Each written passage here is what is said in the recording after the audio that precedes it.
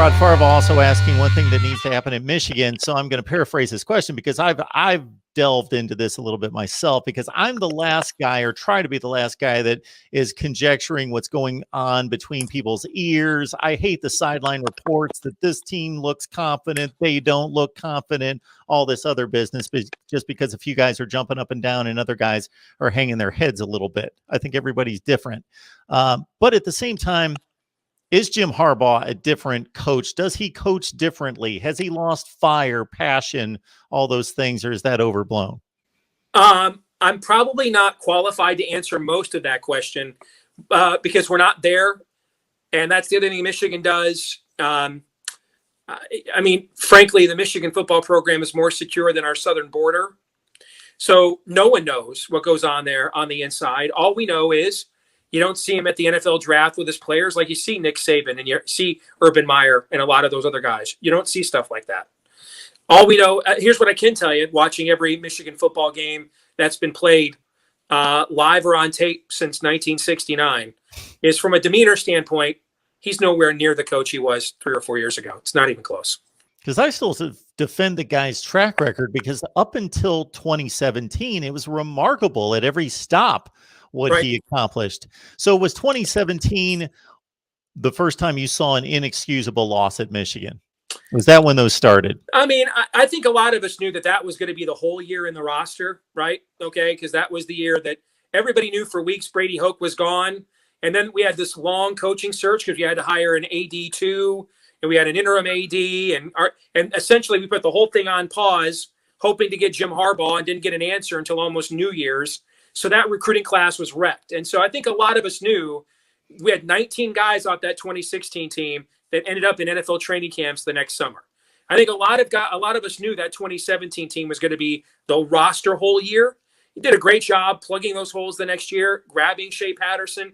So to me, the program was broken Urban Meyer's final game in Columbus, Ohio. Michigan came into that game in the top 4 for the playoff.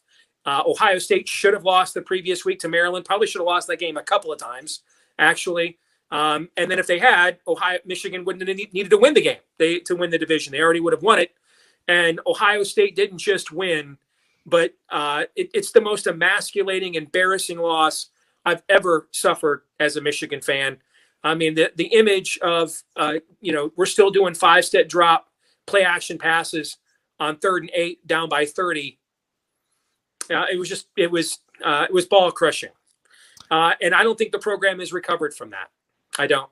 I think Urban Meyer, the previous week, I think Tom Allen kind of exposed with crossing routes how to take Don Brown's offense apart.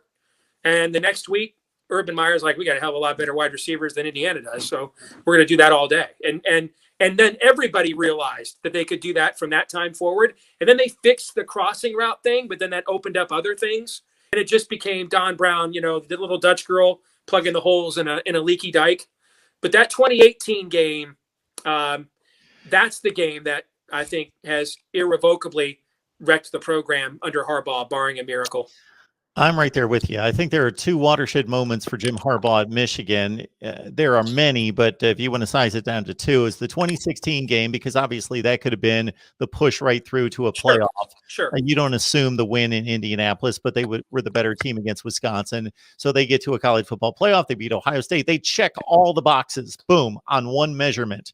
So that's a gut punch to a certain extent, but at that point, the program was ascending. So only year 2. It's like a momentary gut punch in terms of, we should have had it this year, but man, we're on the right track. We're right there with them. Boom, we outplayed them today, and we haven't done that in years. So boom, we're right there. We're ready to go. We're on the right track. Versus what we saw in 2018. Here we are then 2 years later, and by all measurements, Michigan was the better football team going into the game, even though they had the same records at 10-1. I remember breaking down the 5 common opponents and saying Michigan's completely outplayed Ohio State against these 5 common opponents. It's not even close. Ohio State's struggling against the likes of Maryland in overtime, messing around with the Terps on the road and beating Nebraska by 1 score, a 4-8 team, and on and on and on. And Michigan's dominating these teams, gave up less than 100 yards of total offense to Michigan State that year.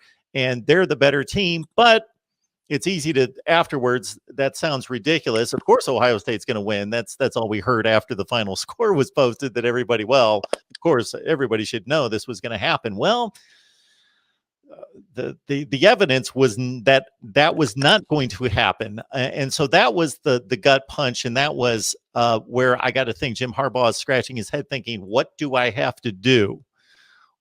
I don't have any more answers." And then finally, when that was replicated the next year, again between two teams where Ohio State was decidedly better, but they shouldn't beat Michigan by 4 touchdowns. They're a 9-3 team.